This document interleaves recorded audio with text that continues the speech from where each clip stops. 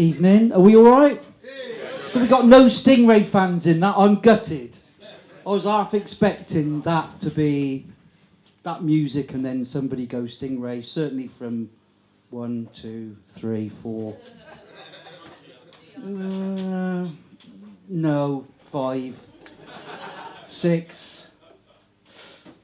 Yeah, 7, 8. 8. You weren't born? Really? You sure? Yeah, because I wasn't. Okay, what year were you born? 9. Difficult question. Do your best. 70. Okay, no, that's fair enough. We'll let you off then. That's all right. And what about you, young man? 82. Oh yeah, right. Whatever. Yeah, right. Definitely. I'm not going to ask you. So this is nice, isn't it? Are we all okay? Small but bijou, isn't it? Really. A bit like your. Have you just bought a new house, you guys at the back? Did I overhear you saying? No, we're thinking about it. Thinking about it. Yeah. Oh, well, this would be. Yeah, I mean, obviously, there's a lot of older people in here tonight. So if you want some advice on anything, just feel free to ask. I feel this could turn into a bit of a counselling session. I've got to be honest. There's only 17. How many is in here? 17, right? In total. Are you all right there? You can come and sit down. Are you sure? Is that all right? That's fine. Mr. and Mrs. just keeping an eye. So listen, thanks for coming out tonight. This is the second night we've run. My name's Nik Hill. I'm your host. And who was here at the last gig? Yes. Oh, so quite a few. Damn.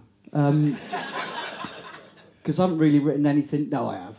I've got a thing that I don't like repeating the same stuff. But I'm going to take that out of it because that's been a pain in the arse. And I don't really like drinking on stage, but I think it's quite laid back in it tonight. It doesn't really matter. I've had no, I'll just tell you. So the format tonight, if you didn't come on the last gig, we got 3 fantastic acts for you tonight. We'll have your first act on shortly, then we'll have a break, then your middle act, then a break, and then your third act, and then that's it. You can all go home and go off to your swinging parties or whatever it is you're doing. Come on a Tuesday night when football's not on. It is Wednesday. Yeah, well done. Well spotted. No flies on you, is there? Yeah. Oh, see, that's what happens when you get older. Just the days merge. Thanks for that. Yeah, I was convinced it was Tuesday. Oh, that's weird, isn't it? I've been quite busy since we last met. I did an interview with Frank Bruno. Yeah, I know. It was about 3 weeks ago. They got the old Golden Valley Hotel, 250 people in, black tie dinner. And now I'm here to 70 people in camp. But it was good. He was lovely. He was great. And I'd watched a YouTube video of him just before we sort of did the interview. And I was getting a bit worried because if you look at him on YouTube now, the punches have definitely taken a toll. He's got a bit of a, not a speech impediment, but he certainly slurs some of his words. And I was worried in case I didn't understand it. But we were fine. We got on great. And his agent sent us a script. They said, you can only ask these questions. Do not deviate. These are the only questions you can ask him. So that was fine. That was great. And then we opened it up to the floor for the audience to ask. And they paid good money. It was like 200 quid a ticket. And the questions were fine. And then this bloke at the back said, so Frank, how much money did you pay your ex-wife when you got divorced? Yeah. Like the whole atmosphere in the room changed. I'm sat here with Frank Bruno, and he was fine. He was friendly, and he was great, and he was bantering. And you just look at him, and you could see this look come over his face. And I thought, he's going to get up and knock you out, mate. And then somebody else on another table said, so Frank, how much money do you think slipped through your hands? And he's like, right, who are you, the tax inspector? Like, but what a question to ask. And it's one of the perks about doing stand-up is you do get asked to do loads of things, and you get to do lots of different gigs. And I did a gig in Lydney Saturday. Yeah, that was interesting. I'm not religious, right? I don't really think I believe in God. But Saturday might have changed my mind. 'Cause it was a lovely gig, Lydney Town Hall. It should have been about 200 in. There was only 50, so it was quite an empty room. And everybody was great, apart from this one table, which would probably sat where about you guys are. 4 women, and ladies, I'm sorry, but when you've had a drink, you are far worse than men. Everyone else was fine, apart from this one woman. She just wouldn't shut up. I tried to shut her up. I was really polite with her in the first bit. Nothing. She still kept going on. First act went on. She was still gobbing off. He tried to be polite to her. Nothing. Second, I went back on after the break, did the second bit. She was still gobbing off. And it got quite tense because it was like, right, I've been polite. Now you just got to shut up, will you? Nothing. Second act went on. He had a go at her. And he was like, this is how brutal it got. He said, this must be a change from you to the usual Saturday night, sat at home, looking at the wedding dress you're never going to wear because you're too fat and ugly. Nobody would want you. Nothing. And she still carried on. He went off.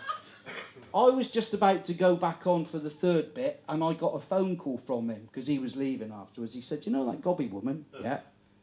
She's just come out into the car park, absolutely hammered, face planted the concrete, cut her head open and broke her nose. And I think, yes, there is a God. There is a God. I don't know, I'm not sure about God and the whole creation, because that must have been quite a weird thing.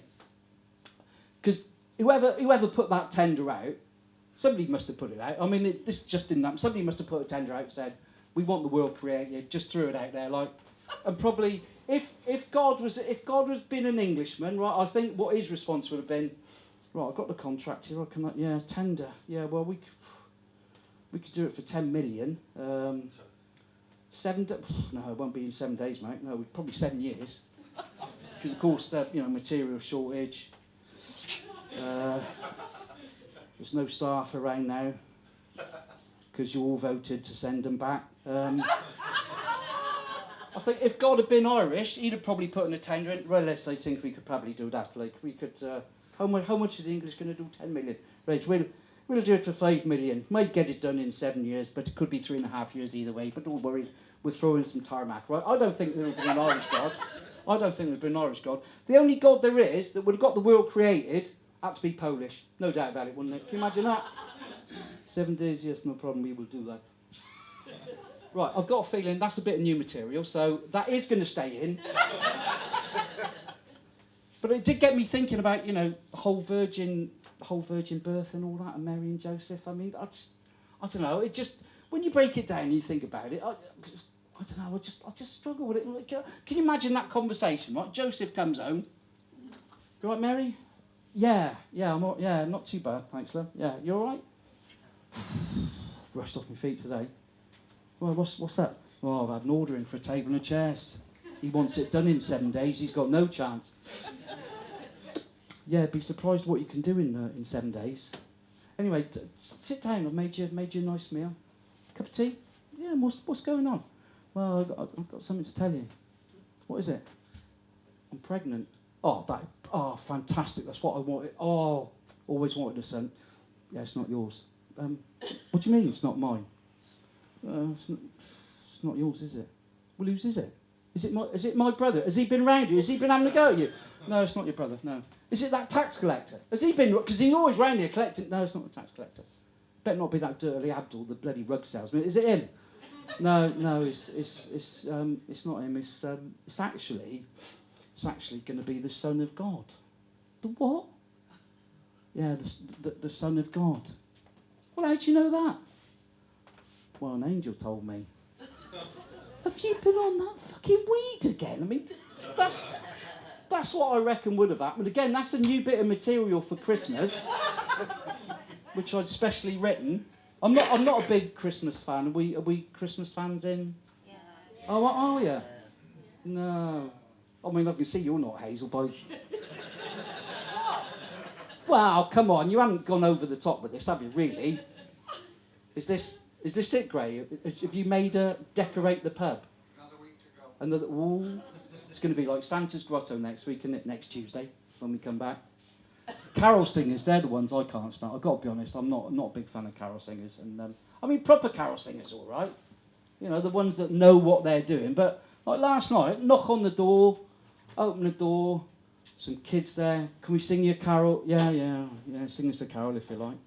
And you're right, come on in, mate. Oh, it's Chris. Sing us a carol. And they started singing Stay by E17. Right? I said, well, hang on a minute. Well, what are you doing? Singing you a carol, mate. I said, I don't think Stay by E17 is a carol. Well, it was released on the 21st of November 1994 and spent all Christmas at #1, so we think it is. So just give us your money, you little ginger twat. Right. He was 10. Right. He was 10. So I've done that. I was hoping, because we do gigs all over the place, and in quite a lot of places, back in the old days when we used to have newspapers, can we all remember... You still... Oh, come on. You can remember newspaper. Can we all remember the Citizen? Right, we used to have a paper. You young ones won't know this. It used to come out daily, and you could read it, and there'd be news items in there, and that all went when papers decided to merge. But there were some great stories in there, and now a lot of local communities. You've got stuff on Facebook, so we do a gig in King Stanley, and they got a Facebook page called Love the Stanleys, which is brilliant. Dursley, you've got one called Dursley Natters. And I was just really hoping you'd have a Facebook page like Cam Chatters, but you got nothing, because nothing goes on in Cam. So, well, I say that. There's a lot goes on in Dursley. We're not. For the purposes of this, Hazel, you need to pretend you're from Dursley. Right, this was a few years ago. I mean, some people in here might know this bloke. This I love this. Dursley Hardman, Ashley Harnsey. Do we know him? Ashley Harnsey, known as Basher. Brilliant. Was sent to... Do you know him? It's your brother. Is it your brother? Well, somebody said it was just then, a bit quick, didn't they? Anyway, he was sentenced to a year's imprisonment for an attack on a local arson suspect. His defence said Basher's parents would miss him terribly, as his mother suffered from agoraphobia and drink problems, and his dad from arthritis. And the judge said his mother needed to get out more and attend AA meetings, and the father should get a grip. I thought, that's nice, isn't it? That's lovely. This one, I'm sorry, I've got to get a drink for this one, because this just goes on forever. This bloke, I don't know if he is a proper doctor. Let me just see his name. Dr. Clive Moforth. Oh, yes. Do you know him? Oh, yes. Is he your... Is he my doctor? Is he your... Only time I've had a face-to-face with him when he's pushing his bike up and down the street. Brilliant. Don't see others. He's got a lot of time on his hands. He wrote this letter a little while back. Cats are a bigger menace than dogs. I was walking up Olive Grove in Dursley one evening last week. There were a few cats wandering around, out of control as usual. How does a cat get out of control? Then I spotted one with something in his mouth. I approached to see what I thought was a blackbird, still wriggling. I stared at the cat and it dropped the bird. I mean, he's got a real talent there. It was a starling. I took it home and kept it overnight, safe from the marauding cats. Is there a cat problem locally? Anyway, by the morning, it was dead. Yet another victim of the menace that stalks our street. He's got a doctor. He can't be that fucking busy, can he, to write this?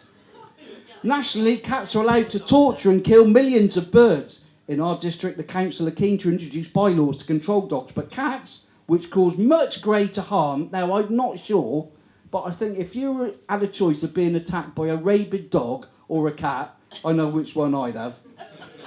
They obviously don't like him, because he goes on to say, I have them in my garden all day and all night long. How does he know? He's meant to be at work. How does he know? Looking for animals to torture. Now, I'm not sure, but I don't think I've ever seen a cat with, like, a little rat or a mouse on a rack torturing it or pouring water down its throat. To use my lawn and flower bed as a toilet. If my dog did this, there would be an outcry. No, there wouldn't. My dog shits in our garden all the time. It's not an outcry. It's time for action to save our wildlife and rid our gardens of cat filth.